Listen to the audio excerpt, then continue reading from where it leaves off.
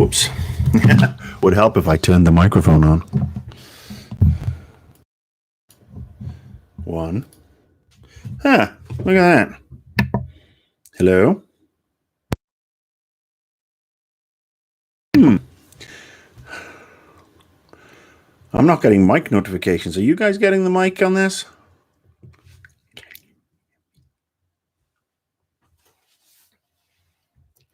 Yeah, you hear me. Hurrah. Look at that. Oh, the Wout's in. Tim Albers is in. Hi, Barbara. Hi, everybody. Sudden loud noises. Woo. Look at this. I'm on the YouTube. I'm going to give Twitch a break for the day. And I am going to try this out. It's been a very long time since I've streamed live on the YTs. In fact, if you look at this page, you will see a bunch of new videos that I've uploaded from directly from Twitch, because I've been streaming there for probably about 5 or 6 weeks, and it's been a fun experience. It's nice to have pick up some followers there, and I will certainly do stuff there. But the majority of my subscribers back from the old days, I've still got 6,000 plus subscribers on here, which is amazing. I mean, I guess you guys forgot to hit the unlike button, or just couldn't be bothered. And I don't blame you. I'm subscribed to channels I don't even think exist anymore. So yeah, I thought I'd give this a try. No bells and whistles today, just streaming directly through the YouTubes. I do have OBS Studio, which I'm going to maybe integrate more. And I'm having a cup of tea. All my streamings come with two things, apart from me: a cup of tea and a throat lozenge. Because the first thing I did after on the very first Twitch stream was start to lose my voice. I was like, fuck, that's not very nice. That's not very useful, is it? I'm not talking like this for God knows how long. So anyway, yes, hello, everybody. Okay. All right, well, let's have a look at this. Well, thank you very much for all these, all the nice things. Hi, Replay. L. Scotty, thank you. Joker Cell, D. Night Walker. To be fair, that is exactly what happened. I'm happy since I didn't like your content. Okay. I think that's a compliment. I don't know. But anyway, you're here. Hopefully you like it. If you don't, c'est la vie. I am not everybody's cup of tea. Hi, Wishy. Yes, it's good to be back. And this is just for for the YouTube crowd. I mean, if it goes well, maybe it'll be the first of a more regular YouTube live stream. So how's everybody been? What have you guys been up to? I mean, obviously, if you've been watching the other videos, the Twitch stream that's been imported in, you'll know it's been a while. I've had some ups and had some downs. I'm still alive. Spent the last 4 years in and out of the medical establishments here in Southern California. 4 heart surgeries, I think, since the heart attack.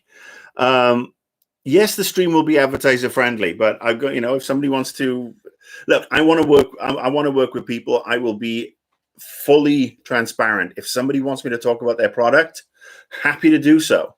But I'm not going to lie. I'm not going to turn around and say, well, I like to use Bonga's tea bags, because Bonga's tea bags are the most cracking tea bags I've ever had in my life, when Bonga's tea bags taste like ass. I'm not going to be that guy. So if you want me to look at your games, talk about your games on here, same rules apply. You are not going to get a shill. You're going to get the open and honest opinion. And I will say, oh, well, somebody's got me this to use, for example, a chair, a nice big chair, a comfy chair for my old back. But I will actually turn around and say, this chair has been provided by so-and-so, so-and-so, and it's really comfortable, but it might have this issue, might have that issue. I'm just going to be honest about it. I am not going to be the shilly type. That's it. A lot of people do that, and more power to them. They want to crack on.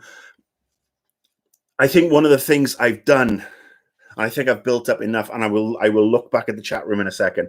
But I think one of the things I've done over the last decade, especially with you ladies and gents who have stuck with me through thick and thin, still follow me on Twitter, even though I haven't been on air, come back to this sort of stuff, is that you signed up for the likes of an iGamer because I was honest.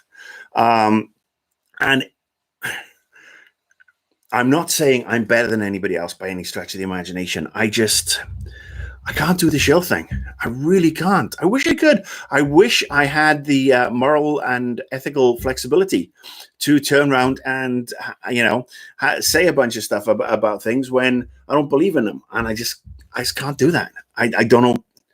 It's cost me a lot of money, especially back in the early days. I'll tell you that for nothing. But anyway, D. Nightwalker, it's all good. Thank you very much. Leave Stephen Blomkamp alone, you carrot. That's hashtagnist. Well, you got to be nice to me now. You're a PR guy. Yeah. Let me see. Everyone's tea. Mostly enjoyable. Honest, fair, but mostly enjoyable to watch. That's what I want on my epitaph. I'm not going to get buried. I'm probably going to get cremated after they take anything, that works organ-wise for experiments or whatever. But yes, I think that honest, fair, but mostly enjoyable to watch is going to be my new tagline. I'm going to steal that, Joker Cell. Thank you so much. Hello, Carlos Benitez. Hi, everybody. Windswept Dragon. See, I'm glad to see a lot of people have, you swing both ways. Your Twitch, your YouTube. Diversity in full effect. Yeah. So, all right. What am I going to talk about today? Well, the first thing I'm going to talk about is E3 and Comic-Con because they've been canceled. They've been canceled for 2021 because of that little global pandemic. And it's sensible. It's sensible. I mean, we are just gone into March now, and these things are normally hitting around June. So it gives you gives the publishers 3 or 4 months. I think they were already planning for that contingency after, we know the state of the world is a bit of a mess. And what it does mean, exciting breaking news that I'm going to debut exclusively on the YouTube channel, is that it means I can live stream the press conference feeds if I can get access to them. I can live snark them. Woo, woo, woo. Admit it, you've missed my live snarking. It's actually going to be a lot of fun. I'm not going to snark just for the fun of it. Back in the day, I used to live tweet the press conferences, and it was murder on my thumbs. I mean, my thumbs grew to the size of bamboo sticks. But now I'm going to look into best way to stream stuff, not talk over the announcements, offer quick recaps. And yeah, I'm going to work E3 like I haven't done in a very long time. And I'm going to do it from here, from this little corner.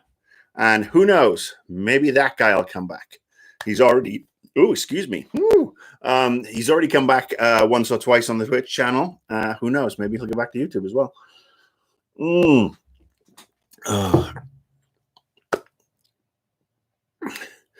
I should try going for tomorrow's Smash reveal. No, you know that me and Nintendo do not mix. We're like water and death.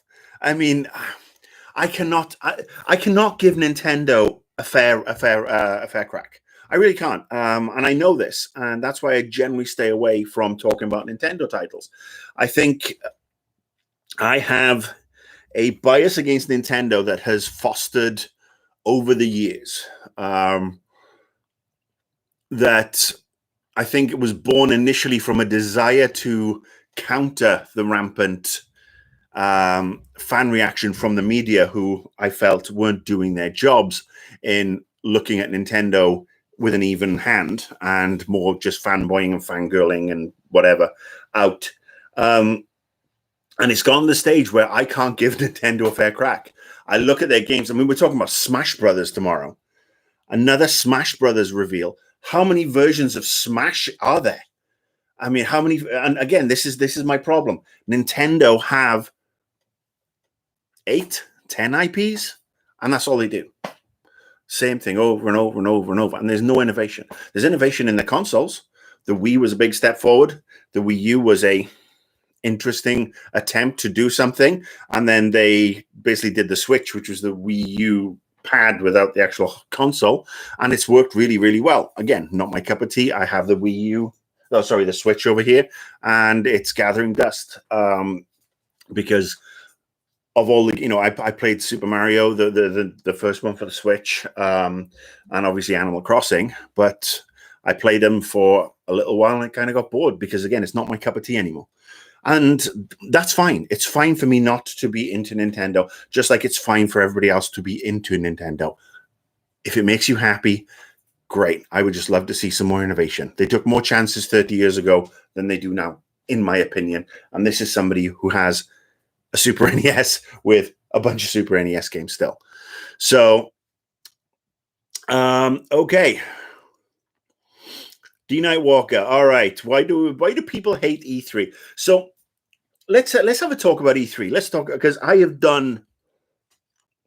missed the very first E3 in Atlanta. I did the next two in Atlanta, and then I did every single year in LA up till 2006, which was the debacle at Santa Monica, where you had the stretch of hotels along the front for people to hold their meetings in, and then the games pavilion was at Santa Monica Airport, which was a fair frickin' distance away. So members of the media would have to run up and down all these different hotels all up and down the strip and try and get over to this, and nothing ever got done. It was a total disaster, and nobody went back there, which is fine. So those are the two I've only ever missed, and obviously last year's, which didn't happen. Now, E3, when it sings, it can be a joyous occasion. It really can be. It's hard work. I mean, I remember some of the peak times when I was at Vivendi, where we would be on the booth at 8 a.m. and we would be on our feet all day, and we'd be scheduling 20, 30 appointments a day and dealing with our European counterparts and our PR managers from around the world and the devs and scheduling interviews and all this sort of stuff on open booths, which also had the public coming through. And yeah, we worked our balls off. Thankfully, that was in my mid-30s. Woo, mid-30s. Yes, those were the days, 15 odd years ago, where I did have a lot more stamina. And then we'd go out and we'd have dinner, we'd have drinks, and we'd party and we'd hang out with friends, and it was wonderful. Those were the really good days. The bad things about E3, in my opinion, E3's been like a roller coaster. There's been some really, really good years where they've got the sweet spot. And then there's years over the past couple in particular where things have veered into insanity, not only with the show becoming too expensive for a lot of people, more reliance on loud, noisy booths, no balance, and then obviously the admittance of the general public and putting and you think if me and Nintendo don't mix, games media and business people and the general public really don't mix. And this isn't a slight on the gamer, on the general public, on the consumer, because you guys are a vital part of this thing we do call games. The problem is, and I've said this before, if you've watched Sifted, if you've watched Game Talk Live, anything and everything, even going back to, I think, to the older night gamers on game trailers, you need to have a separation. You need to have a couple of days for the general public just to get access and enjoy and get some swag and have a really good experience and value for money, because them tickets ain't cheap. But also have 3 days for the media and the buyers and everybody else to sit, talk, get interviews. Because look, these video streams, these video presentations, the Nintendo Directs, the State of Play, the whatever you want to call them, they're all well and good. But the one thing they miss from a media and a public perspective, it's really hard to do interviews and talk to people and ask salient questions. Not if your salient question is always going to get answered, because there are PR people like I used to be going, no, you can't answer that. Shut up and fuck off. Oh yes, they will be swearing, because I do that. I'm 50, but I still swear. Apparently 50 is the new 30, no, 49 and a half. So going back to what I was saying, going back to what I was saying, it would be lovely to have a couple of days where, you know, and this is where I digress and I go off on a tangent, which I will do. These are not the Annoyed Gamer days. There's no fucking scripture. There's no bullet points. There's no Jeremy Hoffman or Rohan Rivas controlling my flow. This is me going, woo! Plus, I have to talk for at least 45 minutes to an hour just to keep you guys happy because you're demanding buggers. Yeah, the live streams are not good for the consumer. The Nintendo Directs are not good for the consumer. They're not good for the media because anytime the publisher can control the narrative directly and then spoon feed it to the consumer, they're immunized against criticism. There is no snap reaction. There is no questions being asked. There's no back and forth. It's propaganda. That's what PR is. Propaganda. Now it's unfettered propaganda because there is no pushback, there is no questioning, there is no, it's a finite message that's controlled, packaged, and sent out. And the PR people who are here, Tim Albers, you cannot leave because I did this today for you after seeing your comment. You asked me to stream at a time that's a little earlier. Come on. You have to stay. But again, I'm not criticizing PR people because they're going to do their job. And I'm not criticizing Nintendo or Sony or whoever because they are going to respond to what they can get away with. But the media still has to demand more and keep them a little bit more honest. It's all well and good being spoon-fed this lovely, tasty dollops of Smash Brothers and Ratchet and Clank and Sifu, which came on the State of Play thing last week. Love the look of that game. I want that game. I don't have a PS5 yet, but when I get a PS5 and it's available, I'm going to get Sifu. But yeah, come on. Let's push back against this. Let's push back against everything being put behind a glass wall so that it's look but don't touch. Get in there. The media say, you know what? We're going to talk about your stuff, but we're also going to raise questions. And we want answers. We want to talk to you about this sort of stuff. It's become less of an industry where questions are being asked, which is, you know, that's actually been the case for a long time, that there have been less and less people asking questions and there wasn't that many in the first place. But now it's more like, oh, Nintendo, Sony, Microsoft have just delivered their new trailers and we'll just put them up and this is it. And that's not doing any good for you guys because without any questioning, pushback, any conversation, all these are just sales pitches. You might as well have a salesperson come in and just say, here's your game. Anyway, all right. Let me just close this down. Bum, bum, bum. All right, let's see. Let's see what's going on. Oh, wow. Yes, hashtag these damn PR people. I've never been to, Joe Gasal says, I've never been to E3, but many video game journalists have said the same thing. Either to police the doors better or have days for Gen Pop. Yeah, days for Gen Pop. That's it.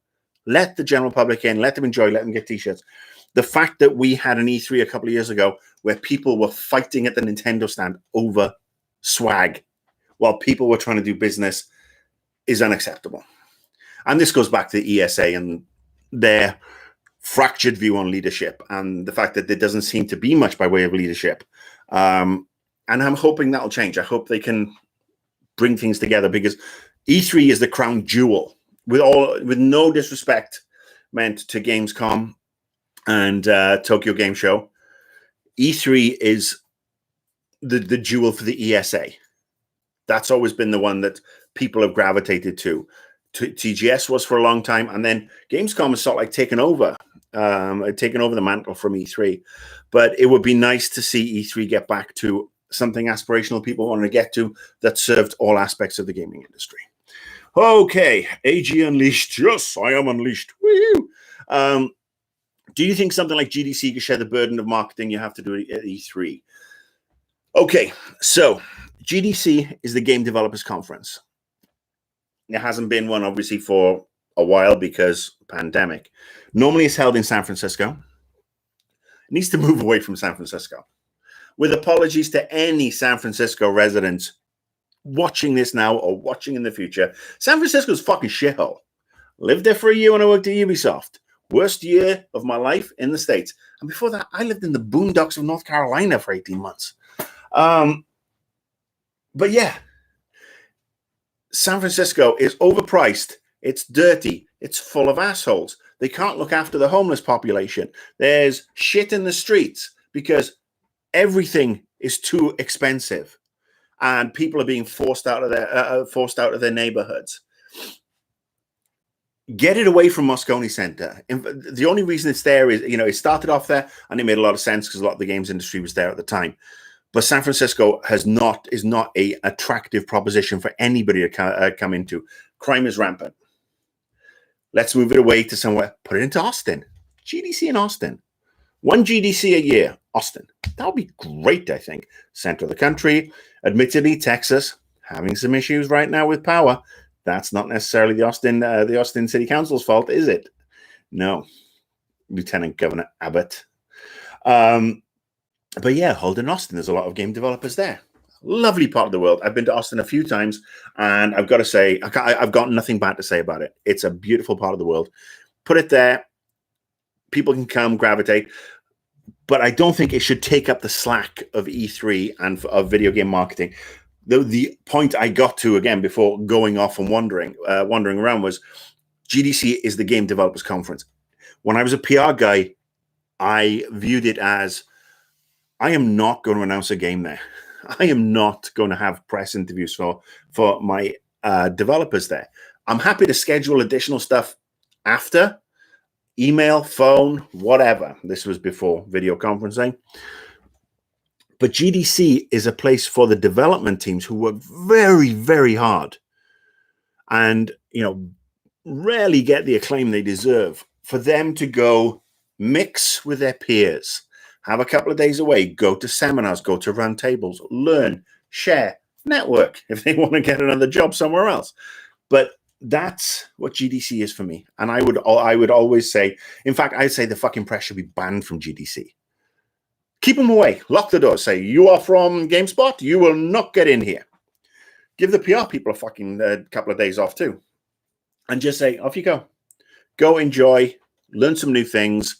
Come back with interesting stuff. Boom. So yes, that's my view.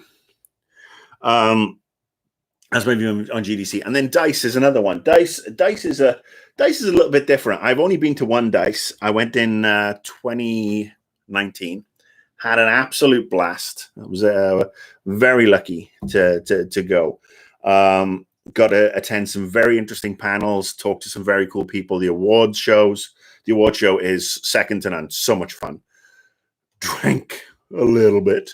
And I don't think, DICE is, again, a place to really announce games or talk about stuff.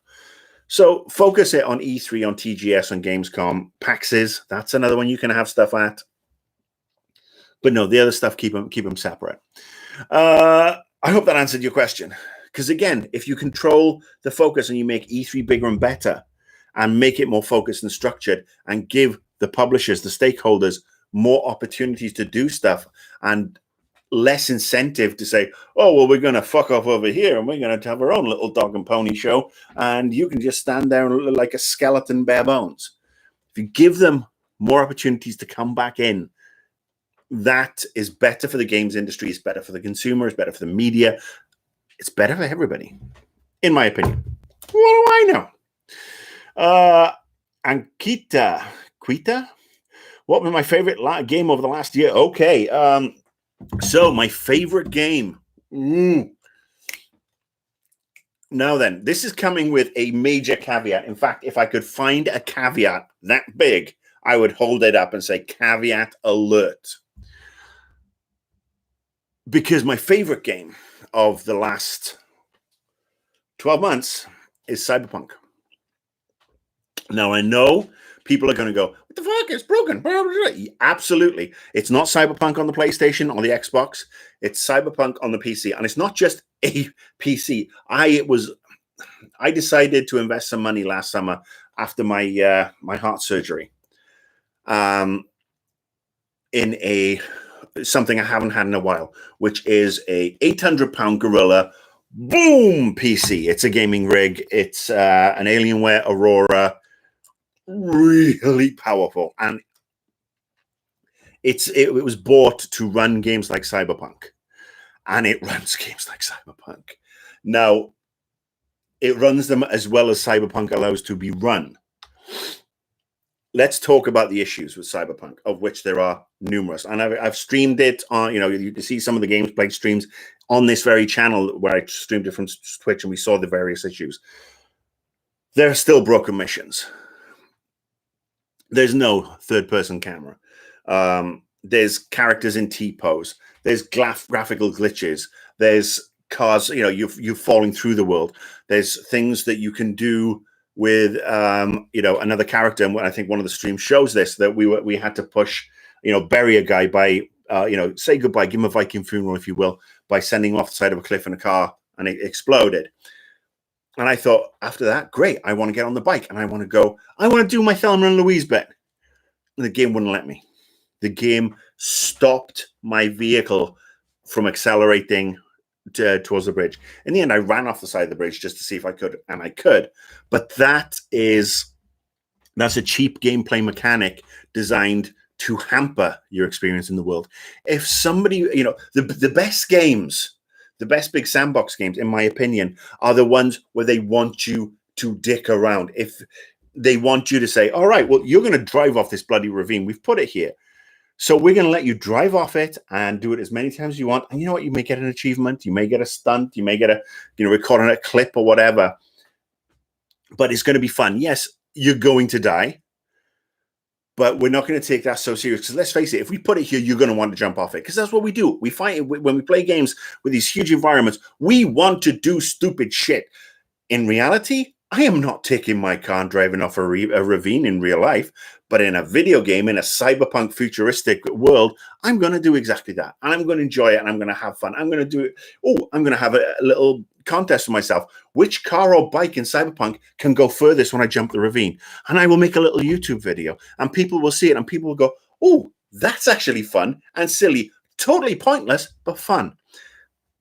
And the fact that it doesn't do that is one of the reasons it's broken. And I think that's a purpose. That's a thing they put in on purpose, which makes it really even more annoying.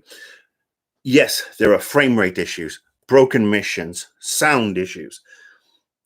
I am lucky to be playing the best version of Cyberpunk anyone can probably play, unless they've got an even more powerful PC in their mind, and good luck to them. But they're still going to have these broken issues. And yet, despite that, it's the most open world fun I've had with a game in such a long time. Going back to Grand Theft Auto 5. That's how much I really dig this. I dig the stories. I dig the missions. I dig the role-playing element. When it clicks and sings, it just is beautiful and fun. So that is my favorite game. CD Projekt Red should never have released it on the consoles, especially Xbox One and PS4. Never in 1,000 years should they have released that. And they should have said, it'll come later. We're going to have to scale it down. We're not going to be able to do it. In fact, they probably should have only just released it on the PC to start off with. But yeah, that's my favorite game. So it's not ideal, but there is a diamond in there. Unfortunately, that diamond is packed by a bunch of broken shit, surrounded by a bunch of broken shit. Okay, let's go back to the chat room. Jason Hughes, my old friend Jason, my old mucker from Ignition. How are you, my friend? This is great. I'm getting to see people virtually that I haven't seen in such a long time. Pandemic's been a bit of a pain in the ass, to be honest with you. Obviously, I know that's an understatement, but the fact that I haven't been able to go to PAX or DICE or E3, on top of the various medical issues I've had, I really miss my friends. And my friends are all in the industry. So E3 was like, E3 is normally Hugapalooza. Catching up, giving everybody a hug, going for a bite to eat, and just missing my friends is It's tough. This is good. This is therapy. I've said this in the other stream, actually. This is therapy for me. You're saving me, I don't know what, a couple of $100 a month on therapist things, because I get to talk to people and you get to respond. Bone Disturbed, thank you very much. Yeah, I am back in good health. Do you guys want to join? Do you want to see the scar? Oh, look at that. Oh, that goes down to about there. And there's 4 little additional scars underneath. And that's where they cracked me open for the double bypass. And then the 4 little scars underneath that look like little X's. It looks like an inverse uppercase T, if you will, when they had the various tubes in to keep me alive when they cracked open my chest and did the bypass. So let me just say here and now, I smoked, I ate crap, I drank, and I don't smoke anymore. I still eat a bit of crap, not much. And I still have a drink or two. But that's what got me into this situation. I am not going to tell anybody not to do anything. It's your life, live it as you please. But this is what could happen down the line. So just be careful, especially when you're predisposed to plaquing of the arteries, which is what got me into this funky state in the first place. So yeah, I'm very lucky. Actually, we totted up the surgery bills. And if you ever want a little signal flare of how bad things can get medically in the US, and this is luckily we had really good insurance. 4 years worth of medical care, numerous operations, visits, rehab. And this is not including my prescriptions over the years, because they've been fluctuating, and I'm actually down to bare minimum tablets now, which is good. But medical bill, $1 million over 4 years for the various surgeries. And you wonder why people end up living in their cars in America. America is a great country, or it could be a great country. Americans are mostly great people. Just gotta stop electing dipshits with vested interests. So anyway, the quality of the medical care I've had is second to none. But that's because we've paid for it. We really have. All right, let's go back to the. Did I join Pac during his E3 parties? I did. That was one of the high points of the E3 get-togethers. Every time was the Wedbush mixers. So again, so many people in a very informal setting. I love Mr. Pacta. We're still in touch. Obviously, we haven't seen each other for a long time. But when this is over, I think he's had his first jab, or maybe he's just about to get it, because he's old. He's like 7 million years old. He's like fucking Yoda. Yeah, once this is over, he's jabbed, I'm jabbed. We are scheduling. I've been saving a bottle of Welsh Scotch that I brought home with me, Penderyn whiskey, that I'm going to crack open with him and on his boat probably. And you may see pictures on the Twitter feed, but there won't be any cameras because, no, I miss my friend. And I also miss the likes of Shane, who's had a rough time medically recently. So send him some good thoughts at Dinfire on Twitter.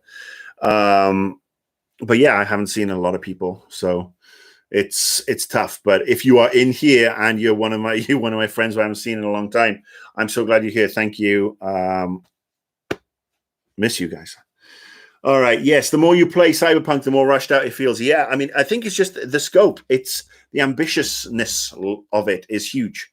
And when you have a game that's taken that long and is that ambitious, it's almost as if they didn't have a cutoff point to say, okay, all right, we need to stop now, focus on this aspect, and then the rest of it we will slowly layer in over the coming weeks and months to add to the game experience. And we'll be upfront and we'll tell people they could do this, this, and this, and we've had to annex stuff, but they will get it later because they made a lot of money off it. They would have made a lot more had they been honest and really sorted it out from the get-go. Okay, let's see. Marco Rota. my friend Marco, another person I miss. Yeah, we need to talk tomorrow. Liverpool, Chelsea. Thomas Tuchel against Jurgen. So yes, I'm going to text you tomorrow. There's going to be some banter. He's a Chelsea fan. He's not perfect. What can I say? Forza comes to Steam on the next few days. What's your thoughts about Microsoft making the games available on Steam? Well, yeah, why not? Put it on Steam. Put it on Epic Game Store.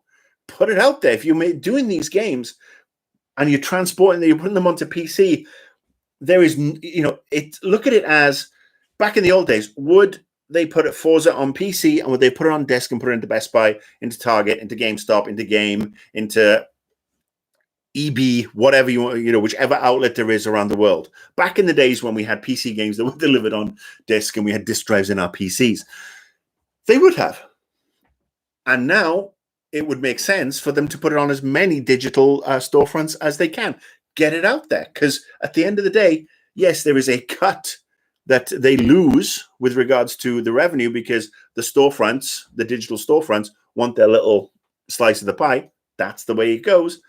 But the profit margin is still huge. It's like, why would you just put it on one digital storefront unless you have a promised as an exclusive, and in return you are getting a really tasty, rate with lowered commission to Steam. So yeah, put it out everywhere. For fuck's sake, get it out. Get it into more people's hands. People are going to buy it, enjoy it, get it out there. I really don't like store exclusives.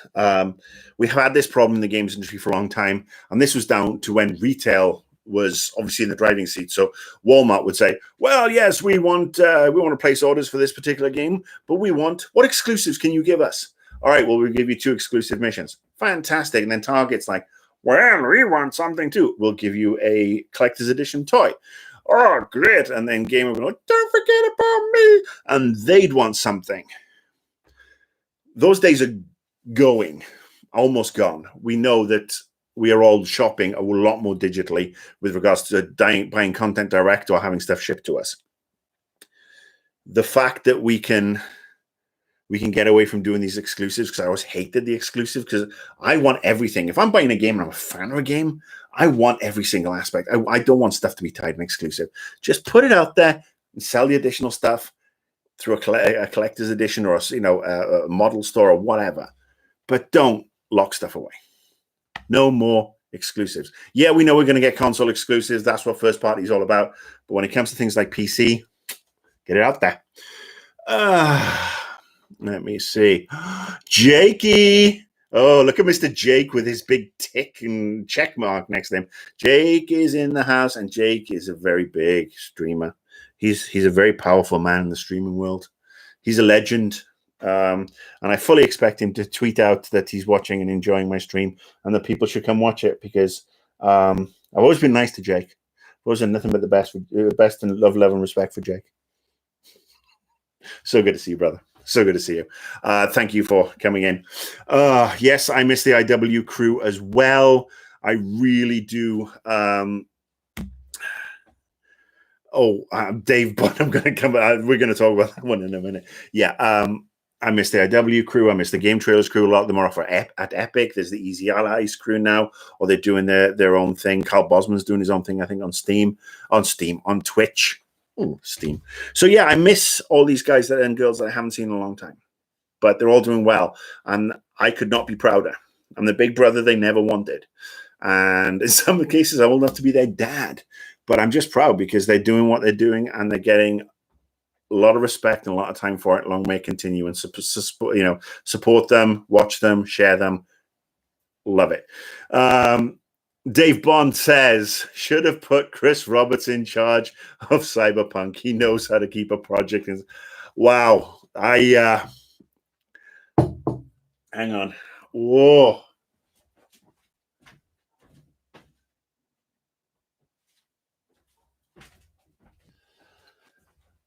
Whew, that shade, man.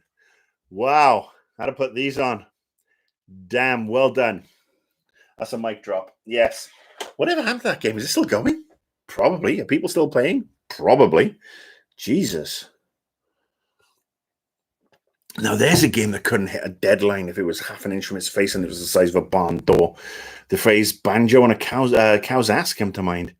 Have I had any thoughts on the Aliens Fireteam trailer, says Richard Bird. Yes, I have. I saw it yesterday. Bit of a bolt from the blue. Kind of like it. I loved Alien Isolation, by the way. That came out, and I love that game. That's one of the best Aliens games. Obviously, we've all been burnt by Colonial Marines. So Fireteam looks to be not Colonial Marines. So fingers crossed. So yes, it's once bitten, really fucking shy. So we'll see how it goes. I have hopes. I don't know how high they're going to be, but it would be nice to have a kick-ass alien shooter squad-based coming at us this summer. Bone Disturbed, thank you for joining. And look, let me know, tweet me, at a Night Gamer. Let me know what time works for various time frames. I know I've got a lot of fans in Europe. A lot of people are kind enough to watch this in Europe, and a lot who want to watch here in the US. And I want to make sure that I can keep both of you happy. I mean, look, I've got two hands. I'll jerk you both off at the same time. I know I won't. I'm not putting that on the Patreon. But yeah, let me know what works for you. I can do a more Eurocentric stream, and then I can also do a more North American stream or Americas. But yes, give me your feedback. I want to work with you. I want to be flexible. I'm nice. See, 50 years old and nice. I want to keep people happy. Casual. Holy fuck, I'm still alive. Yes, I am. Despite the best efforts of my heart, I am still alive.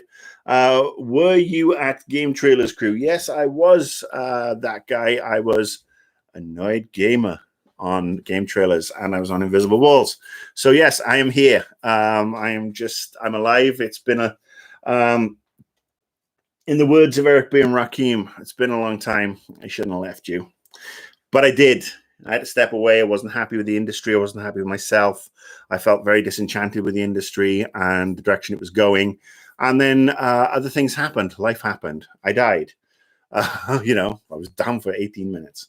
Lots of surgeries. I was a foster dad for a short time. Couldn't continue because of the health problems. But yeah, now I'm in a place where I can come back and do some stuff, and I feel that every stream I'm getting a little bit better because I can talk a little bit more about the industry, because I stepped away for a while. I was just playing what I wanted to play, and it's nice to be back. What games am I looking forward to? The follow-up to Horizon Zero Dawn is definitely one on my list. I still haven't played Spider-Man's Miles Morales because I still don't have a PS5. So that'll be, there's a backlog of those particular games that I will play. Aliens Fireteam looks really, really good. I can't really think off the top of my head with regards to many things that are really sort of like jumping out at me. I mean, the only other sort of like newish games that I've played recently are Hades, which is new-ish. Hitman 3, which I very much enjoy, and I know Jakey Baldino, he likes his Hitman 3. In fact, I've tried out a couple of maps that I saw him recommend in his Twitter stream. So yeah, Hitman 3 is great. I'm the world's worst Hitman player. I just like walking around and seeing people and then hiding and putting on disguises and stowing bodies. I never get around to actually killing people. It's lucky that they're, I'm not playing timed events on it, because I'm just like, oh, that's pretty. Oh, look at this country home. What's up here? I'm going to sneak past this person now. So yes, Hitman 3, Cyberpunk, Assassin's Creed Valhalla. And I've said this on the other stream, so if I apologize for repeating myself, but Assassin's Creed Valhalla is the most Assassin's Creed you could ever Assassin's Creed with Vikings. And that's what Assassin's Creed is now. It's the same game with Vikings or with Egyptians or with whatever, Greeks. I mean, that and you know what you're expecting and you know what you're going to get. But it's enjoyable. Control, that's another one I picked up. I picked up a while back. They had a deal on the Game of Year edition. Don't know how it got a Game of Year. Not a big fan of Control. It seems to be kind of boring and dull, but that's just me. The Outer Worlds I played a lot of. Really enjoyed that. Love that team. It seems like the spiritual successor to Fallout New Vegas, and seems like the best Fallout game that we're going to get in a while, because I'm not a big fan of 76. And again, 76 has changed. It's a lot better than it was, and I see how it appeals to a lot of people. It's not filling me with deep joy, but I certainly don't hate it. Let me see. Yusef asks, if I don't say your full name, it's because I don't want to mispronounce your last name or your first name. So I apologize, because obviously, do you think the PlayStation 5 and the Series X came out too early? No, I don't. I think, it was the right time for them to do it with regards to the standard console cycle. The problem is, should they have released during a pandemic, when supply chains are impacted and truncated due to COVID because factories are not running at capacity? That's the big question. Could it have done with another year of cooking? I mean, obviously, the boxes are done. The software, the firmware is in place. The specs are locked down. Apparently, there's some issues with the DualShock on the PS5 drifting. So could it have done, had another year of, a couple of months of cooking, and then go into full production so that when you are ready to launch, you have a shit ton of inventory to drop into the channels? That might have been better. Because let's face it, as launches go, they were both fucking mess. Total mess. Not necessarily down to the likes of Sony and Microsoft, but when we know how new tech launches, and it's crazy. We saw it with the Switch. We saw it with the last gen. We saw that retailers in particular are not set up to handle that demand. And when the likes of Target, Best Buy, Amazon, etc., Walmart cannot put together a digital storefront that can withstand bot attacks, where people are buying consoles and clearing everybody out. Seems that the ticket scalpers, the ticket touts who target Ticketmaster. Fucking scum is what I like to call them. If you're a scalper and you buy, it's like, oh, well, what do you do for a living? Well, I bought 500 PlayStations for retail price, and then I tripled it and I sold it on eBay. It's like, well, I hope someone shoves a cactus in your nether regions, you fucking scum. Because I don't like that. The recommended retail price is the manufacturer's retail price, MSRP. I know it says suggested, but when you're selling something like that for $1,500 or £1,000 or 1,200 euros, you're fucking scum. You're profiteering. You're making it hard for anybody else to enjoy. And people will pay it. And the people who pay it don't. So yes, I think it was a flawed launch. I do think that the fact that we are now into March and these consoles have been out since November, and we still got problems in the supply chain, show that perhaps they shouldn't have been launched. But yes, the retailers in particular need to get their shit together. They don't give a fuck. They just want to shift their inventory. But it's not good when people don't get access to the game, because it hurts the third parties and it hurts first party to a certain degree. But the third party is like, all right, well, we've made all these runs of the games, and nobody's buying them because why? Half the PS3, PS5s, and Xboxes are in some fucker's warehouse because he's holding out for $1,200 a pop for these things, and that ain't right. And it's funny, I've seen some stories where people have talked about the scalpers, and it's like, oh, we have such a bad rep, but all we're doing is take advantage of the market. No, what you're doing is exactly the same as the people who hoarded the masks at the beginning of the pandemic and the toilet paper and the hand sanitizer, and then sold it on eBay for obscene prices. What you are is fucking opportunist scum. and your shit should be taken away from you, and your money should be taken away from you, and so should your liberty. You fucking scum, and you should fuck off. And yes, you should lose all that money and everything, and it should be given to people who need it. Filthy socialist, like my justice. Yeah, if you know anybody who's a scalper, please punch him for me. Sorry.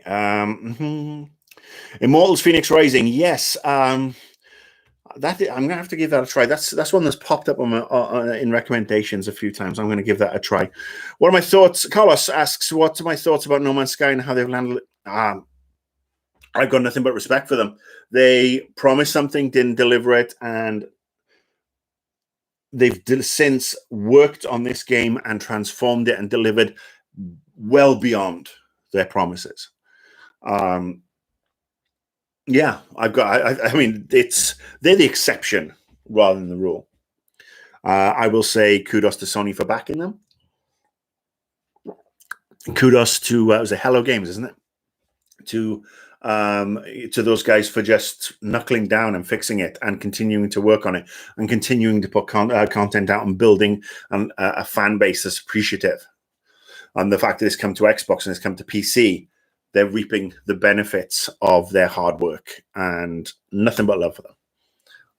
And like, again, going back to Fallout 76, that was a nasty launch, but Bethesda went back and retooled it and added a new bunch of stuff. It's still not ticking my boxes, but a lot of people are very happy with it. So again, kudos. That's the way to do things. And I hope that CD Projekt Red are watching this. Of course they are. What am I saying? Of course they're watching it. And they treat it the same way. They've had a really rough time of it. And these hacks and various other things, and these lawsuits. Yeah, it's been a rough time for them. But they have made a game that has got so much potential. And in fact, I'd like to see, once they've got it all patched up and ready, and it really is, build on it. I'll pay for additional content. I'll pay for things that expand that world, because that world is beautiful. There's so much fun. And in fact, as somebody who's an avid sort of like Shadowrun reader, and having played the Shadowrun games, if they added magic into that, I might never do anything else again except sit there and play that game until the cows came home. Throw in some VR action. Support this motherfucker. And then Marcus might disappear. You might never see me again. Yeah, Richard Bird is saying that I can play Miles Morales on the PS4. I'm not buying PS4 or Xbox games, Xbox One games right now. Who knows? Maybe Sony will release Spider-Man on the PC. Who knows? They've talked about some exclusives, so that might be fun. But I'm going to wait for the spanky version, because I really loved the last Spider-Man game. Scalpers do have a lot to answer for. Let me see. Yep, people talking about. Yeah, I mean, our local stores here. No PlayStations, no Xboxes. EA did the same with Battlefront 2. Yeah, well, I think EA learned a massive lesson from Battlefront 2. We know that was a major issue. What was my reaction? Okay, Daft Gear TV. What was my reaction to the Xbox Live Gold price increase and then Microsoft backing out from that decision? You obviously don't follow me on Twitter, or you didn't see my tweets, because I said it's fucking stupid. I understand what they're trying to do. They're trying to say, go away from Xbox Live and do the Games Ultimate Window Toilet Pass thing, which I have on both Xbox and PC. Can't use it on my Xbox One because my Xbox One's crapped out again. And the wireless modem inside doesn't work. Or the router, or whatever you call it, the wireless dongle. And I'm not obviously going to buy another one of those. But it's interesting. I've had more Xboxes crap out than PlayStations. Still got my launch PS3, for fuck's sake. That still works, and it's awesome. Yes, I think it was a poorly designed move. I can understand the motives behind it. They want to push people in one direction, but to do it in that ham-fisted way just made no sense. And it cost them a lot of goodwill. It pissed off a lot of people, because some people don't want to have the Games Pass where, you know, you can access all these games. But then, and they just wanted to have their Xbox Live. And look, this goes back to a bigger thing. And this is something I've talked about before, over and over down the years. Certain things shouldn't be paid for. Consoles, if you want to push PlayStation Plus, where you get the games, or the Xbox Games Pass, where you get these games, great. Do that. Make that your revenue generator. That people get access to these games, they can download them, and if they cancel the subscription, boom, gone. Stop charging for multiplayer access. You want to make Uncle Beer happy? Stop nickel and diming people with regards to multiplayer. All multiplayer should be fucking free. It is on PC. Make it free on the console. Say, you know what? We've got all these consoles and they can do this, and the future's multiplayer. We're not going to charge you to play with other people. We're not, you know, I remember for the longest time, certain things like Netflix and shit wouldn't work unless you had Xbox Live. Fuck that. That's ridiculous.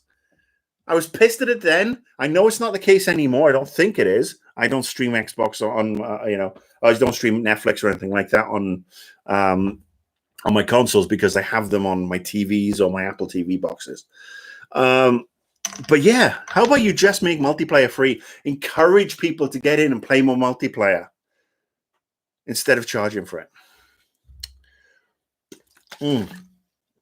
So that was my reaction, and that's the way I look at it still. It's a stupid thing, should never have happened. In fact, they should say Xbox Live basic multiplayer is going to be free from now on Xbox Live. I'm not talking about MMO subs or anything like that, but that would be great. I'd sing their praises from the rooftops.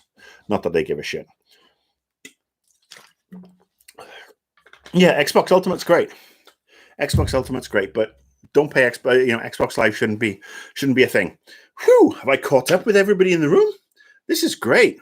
Lots of people in. This is fantastic. Thanks for the thumbs up. So, ongoing is this situation with regards to my streaming, and I'm learning as I go.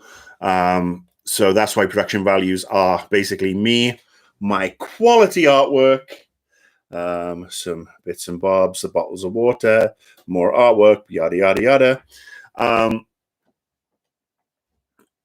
I'm learning as I go. So I will be using different things like OBS just to get a feel for things. I'm going to divide between Twitch and YouTube more. I'm thinking about a Patreon. Still can't pronounce it, Patreon. I'm going to say Patreon from now on. I'm thinking about doing that, but I want to make sure that I give you guys something worth subscribing for, because I don't want to ask for money if you think this content's crap or I'm not doing enough of it, etc., etc.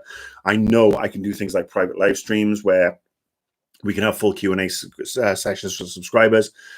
So I'm going to look at all that, and you know me, I've never exactly been on the cutting edge. Talk about fucking 5 years too late, 6 years too late, but there you go.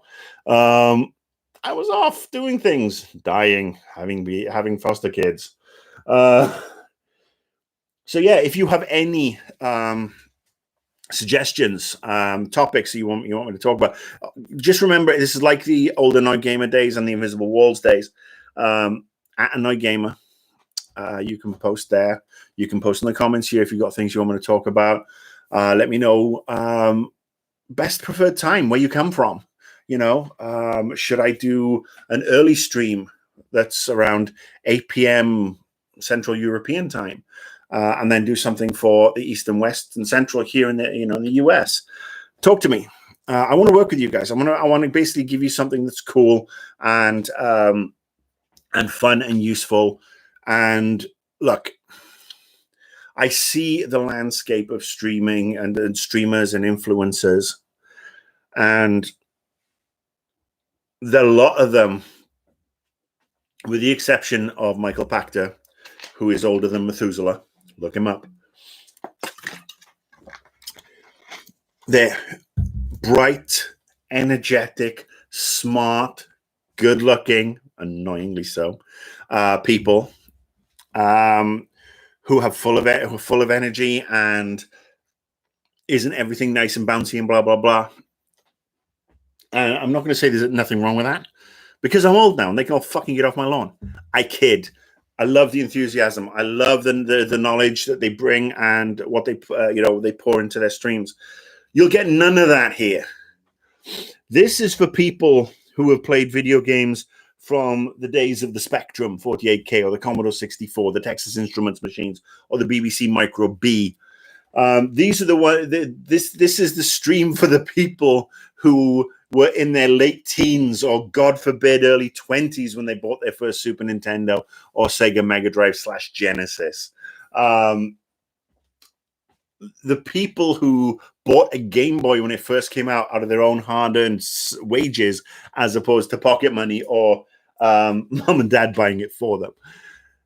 This is for the old people. We still play games. Games have gotten, we got in early with this industry. We got in at the start of this craze, of this hobby, of this lifestyle, whatever you want to call it. And we are here now, and we are getting older. And I noticed that we are chronically underserved as a demographic. And I blame the fucking ad people, because the ad people want to put you into freaking things like 16 to 30. 30 to 45, 45 to fucking dead. Blah.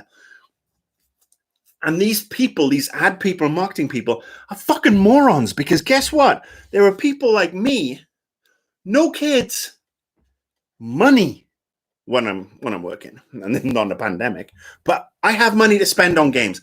I have spent money to spend on shit. I'm just going to turn around. I'm just going to show you that.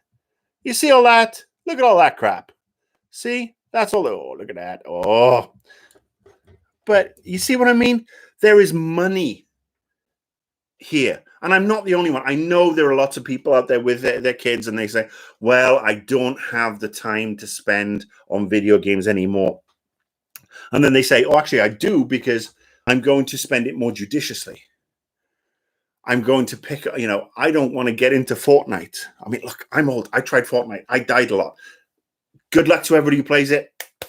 Not my cup of tea. No matter how many Marvel superheroes, live concerts, and aliens and xenomorphs and Ripley that you put in. Not my cup of tea.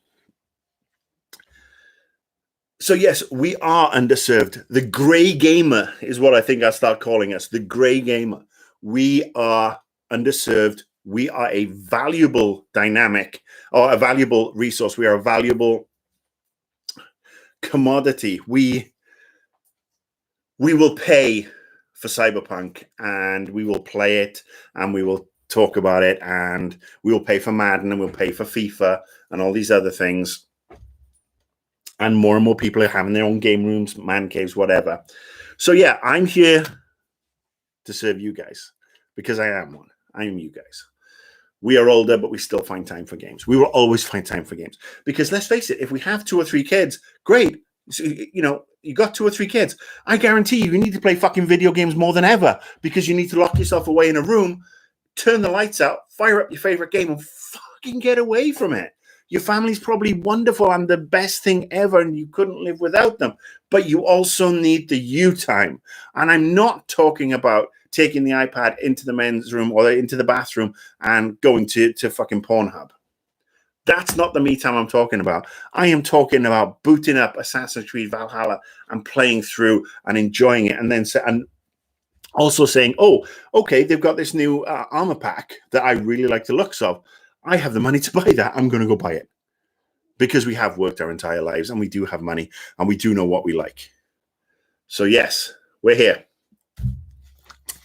Am I going to stream later tonight on Twitch? Shit, actually. I just realized I think I am actually still scheduled to, let's see, join me as I try and figure this out. Let me see. Let me get my schedule up and running. I think I didn't edit it. Let me see. Schedule. I think. Oh, yes, I did. Yes, am I going to stream tonight? I probably am. What the hell? In for a penny, in for a pound. Thankfully, I changed it to 7 to 8 p.m. Pacific Standard Time. Yes, I will. I will probably stream on Twitch, and I'll probably stream a game and talk at the same time. Don't know what I might even just stream some old Spectrum games. We'll see. So, Richard Bird, there's your answer. Ankita,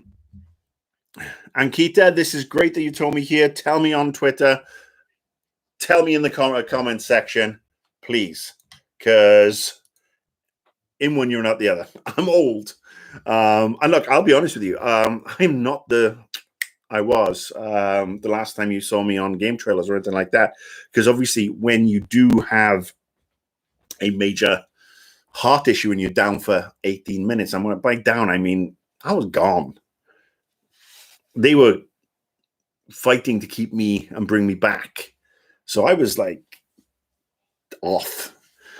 And no, I don't remember anything. No, I don't remember pearly gates or the smell of sulfur and a guy with horns and a pitchfork. But it's had an effect. Because I'm also, I've also been on numerous drugs, thin my blood out, especially when I had stents in my chest to keep the arteries open. And it's had a fogging effect on my brain, and the CPU, being down, I did suffer some brain trauma. It's always going to happen. I've recovered very well. I mean, the scans and everything, they found a brain, which is great. Surprised the shit out of me. But there are things I forget. I'm a little bit slower. Words don't come as easy. I actually have developed a little bit of dyslexia when I type. And these are just all things that happen. It could have been way worse. I could have, one, not come back, or two, I could have just been, really had some speech issues or whatever. So I am really fucking lucky. I'm not a religious man. I'm not a man of faith. But yes, someone somewhere liked me enough to let me come back. So yeah, that's why I may pause. I may things go in one ear and out the other. That's why I ask you to tweet at me or talk in the comment section. One of the comment sections, just give me ideas, give me feedback. So thank you for that. All right, Wishy, did I own an NES? I never had an NES or a Master System. No. I was playing more PC games back then. Ones like Alone in the Dark and Call of Cthulhu and stuff like that. Any update on Atari games stream? I am not updating Atari games or streaming Atari games. I'm not sure if that's something lost in translation, but yeah, no. I have an Atari t-shirt. Don't have an Atari. Let me see. Not buying a second-hand iPad from me. All right, okay. 36. Yeah, stage selector. I'm 36, married, no kids ever. Feel you annoying. So many young content creators complaining PCs or VR are too expensive. Yes, look, and I understand things are very expensive. This is why, again, I come from a very working class family in Wales, in a small town called Pontarddulais, just outside Swansea. My mum and my dad worked very, very hard to put food on the table and keep a roof over our heads and keep all the bills paid. And we had a very good life. But this was pre-consoles. When I bought when my first computer arrived, I bought it. Sinclair Spectrum 48K. I think I got it from Curry's. Anybody who was a Brit from that era will know the chain store Curry's, and I got it with a tape deck and a couple of games. I think it was like 250 pounds, but that came from my savings.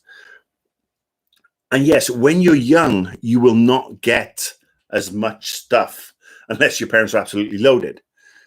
And I've been taught that if I can't afford something, I'm not getting it, which is why this computer, yes, I actually, I paid for something on credit, but I put over half the value down for the computer out of my own money.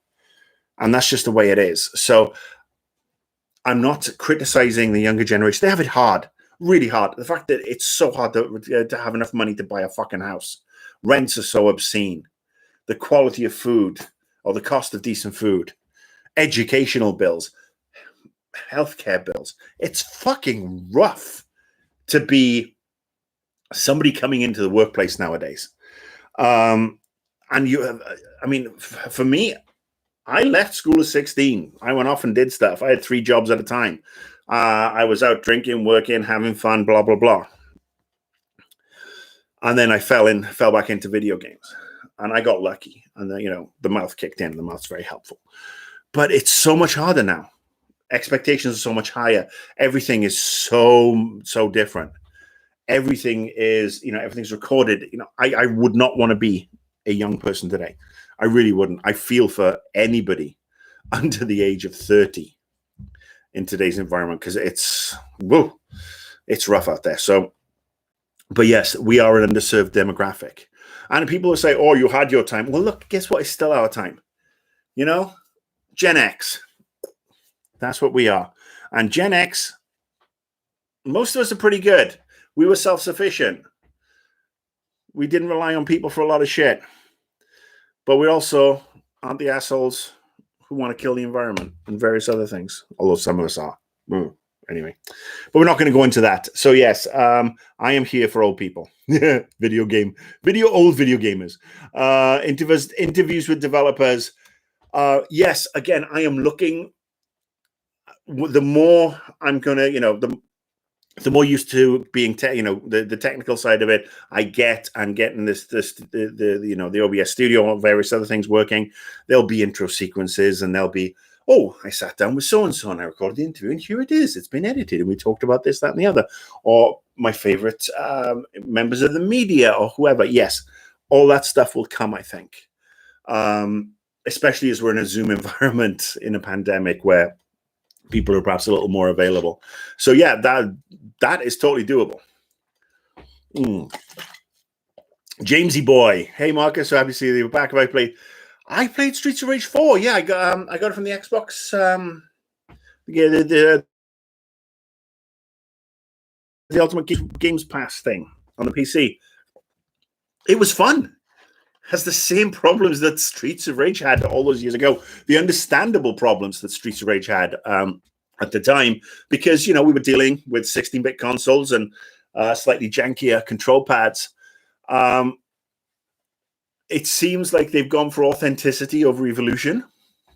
It's still bright. It's still a lot of fun. It still can be really fucking annoying with regards to some of the control issues, just diagonals, picking up weapons, dropping them, etc., etc. But it's fun. It's a fun piece of nostalgia. I'm not mad at it, especially as I got to play it as part of a subscription that I have, so I didn't pay for it. So I'm not mad at it. It was fun. I played it for about 6 hours all told. Then I uninstalled it. Peter Armstrong says, I'm 48. 50 Club 50's on the way to you. Oh, no. We old. I hate the way video games are going. Find myself playing old games more and more and being very selective on modern games. I am the two. Quality over quantity. And look, I don't hate the way video games are going. They've all evolved. I mean, do you remember how it was in the mid-2000s where everything was a military shooter? That was it. They were all fucking military shooters. Everybody had a shooter game. And we all go through these cycles. Now it's Fortnite. Now it's Clash Royale. Now it's Smash Brothers. Now it's X, Y, Z. And the beauty of games is, yes, we still have the old games to play. And anybody who hasn't really explored GOG.com, Good Old Games, I'm not being paid to shill for them.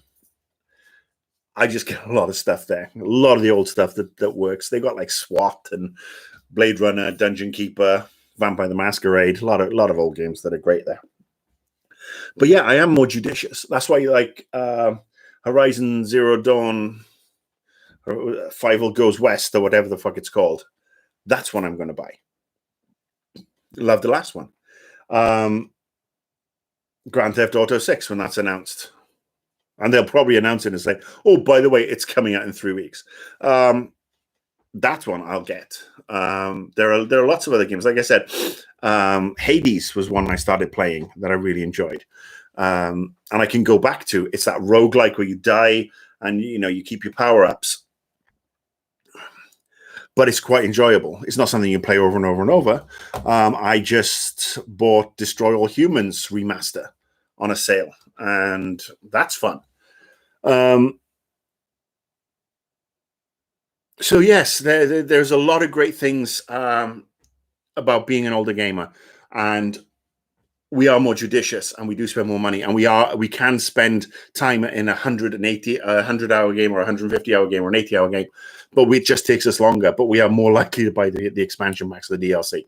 So yeah, anyway, that's why I'm here. All right, and as you can see, look at this, glasses, old man glasses. The last time I streamed on YouTube, I didn't have glasses, and obviously before that, and these are special glasses for my my optometrist said, I'm going to do glasses for you that actually allow you to focus about 30 inches in front of your face. And it's great. It's perfect for working on the computer. So now I should go, yeah, or anyway. So these are my special streaming glasses. That's a sign of getting old. Did I miss your choice of tea today? Tea today, Zones Productions is... it's just a simple Earl Grey today. No Mandalorian oolong today. It's just a Stash Organics Earl Grey, which is a old favorite of mine. Ali Nagori, hi Marcus. Black Myth, the Chinese game. Your opinion? I don't know that one. You got to remember, I don't get press releases or anything like that anymore. I just don't. So, but what I am going to do is. Black Myth, okay. Black Myth Wukong, action role-playing game.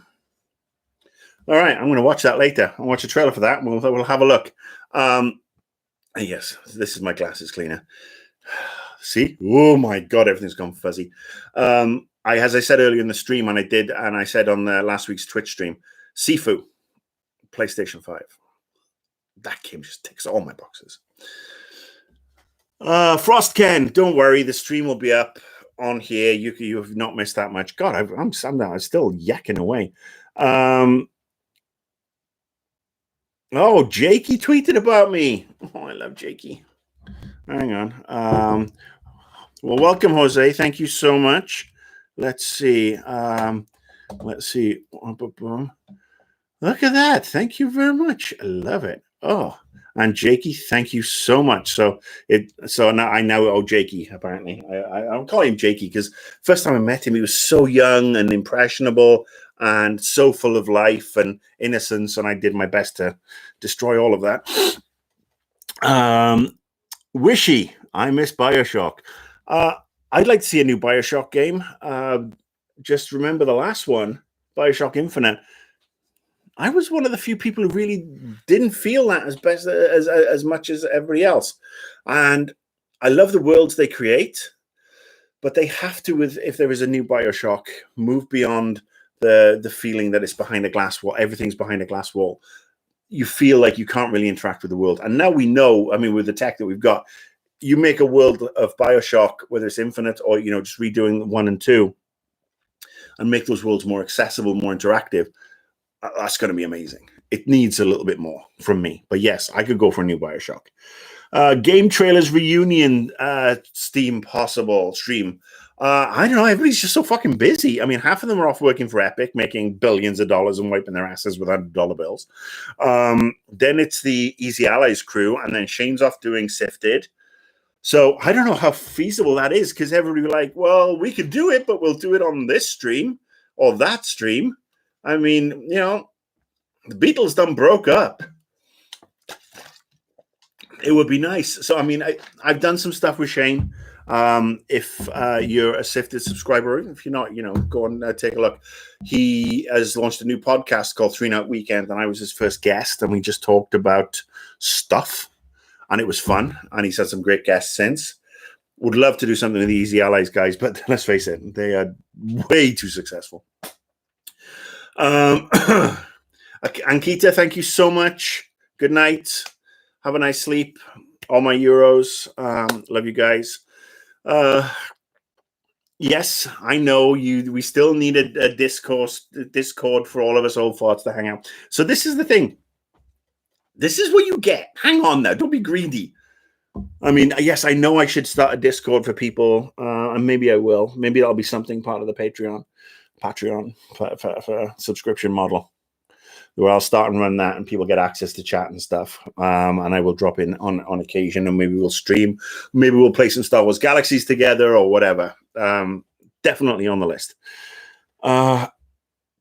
I feel like Brolov. I think that I feel like there are too many games in too little time. Yeah, it is literally a case of being judicious with what you play. Quality over quantity for me. I would rather play a great game for 150 hours and lose myself in it than go back to the days when I was doing game trailers on NBC.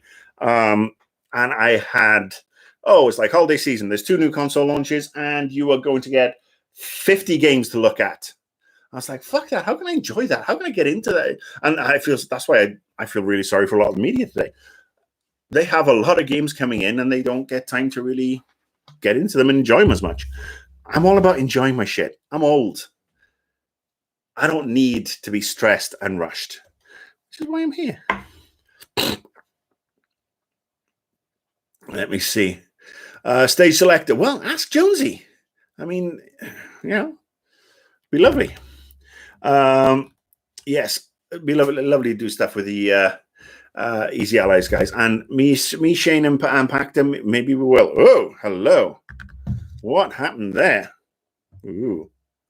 What the hell happened with the camera? Oh, there you go. All right, sorry about that. Things got a little fuzzy even with my glasses on. Any opinions on The Last of Us 2? No, because I haven't played it. I loved Last of Us 1. Last of Us 2 came out, and I was kind of just... It's one of those ones I will probably get to, but it didn't tickle my bone, my funny bone, my game bone, whatever you want to call it, and I'm not trying to be rude or suggestive or anything like that or inappropriate. Tickles your funny bone, makes you chuckle, makes you laugh, gets you interested. Tickled my fancy, if you will. It hasn't.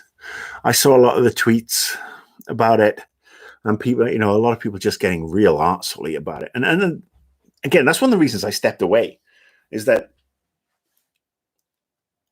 when I try to do opinions, I know I can come up and be an arsehole. But some of this shit, thankfully I left before Gamergate broke, because some of this stuff, not nice. Geez, Louise. But yes, I saw some of that bullshit. And look, I'm not one for stepping back and saying, and pretending to be, professionally offended, or one who's going to hold back when I think somebody's doing something stupid. But I think some of the shit that's out there, right, over the past couple of years has been ridiculous. But yes, I will play The Last of Us 2, I'm sure, probably on the PlayStation 5 when I get a chance. I love the first one. I've got a lot of love for Naughty Dog. I haven't looked at Valheim on PC yet. I really haven't, Rishi. I'm sorry. It will happen at some point. It looks frustrating, and maybe it's just me standing here from an outside perspective. I'll give it a look. Don't know when, don't know where, but I will give it a look. Whew. All right. Well, there you go. I've now hit the bottom of the thing. I've been going for an hour and 22. Good grief. It's funny. I was going to talk about some bits and bobs of news, but there's nothing really major. All right, so I'm going to add Valheim to the list. Valheim. There you go. A brutal exploration. So this is what I remember looking at this. I'm also at the stage where games have got to be fun. Don't forget, I am not a Dark Souls, Demon Souls, Bloodborne kind of guy. I know a lot of people are, and those people I call gaming masochists. And if that's what they want to do, good luck to you. Enjoy it. As long as you enjoy it, great. You're not hurting anybody. More power to you. Beauty of games is that they can appeal to everybody, and everybody can have a game that they like. To me, this just feels like gaming masochism. Maybe I'm wrong. And if convince me otherwise, tell me why I should play this, and I'm not going to have this feeling of oh, I died, I've lost everything, go back to the start. Because that to me is just, I'm too old for that shit. I really am. But yes, it's on the list. It's on the list. It's got it's got a lot of great reviews, and it's new survival role playing. Yeah, Coffee Stain Studios. I'll take a look at it if I can. All right. I'm going to wind down now. I've been going for almost 90 minutes. Thank you so much for everybody who's jumped in. Thanks for everybody who's perhaps, click the subscribe button so you'll get more of these. Watch some of the other videos. Let me know what you think. Give me suggestions on what you want me to talk about. I'm definitely going to split the time between here and Twitch because obviously there are a bunch of people on Twitch who are on here and vice versa. Who aren't on here and vice versa. So I'll figure that out moving forward. Let me know your thoughts if I do a Patreon. What would you like to see? What would float your boat? I am not doing an OnlyFans as somebody suggested last week. Oh, nobody wants that. Thank you so much. You've been awesome for joining me at the short notice. This will happen again very soon. I'll set up a weekly schedule. Be good, behave, have a good one, stay safe. We'll talk soon. Bye.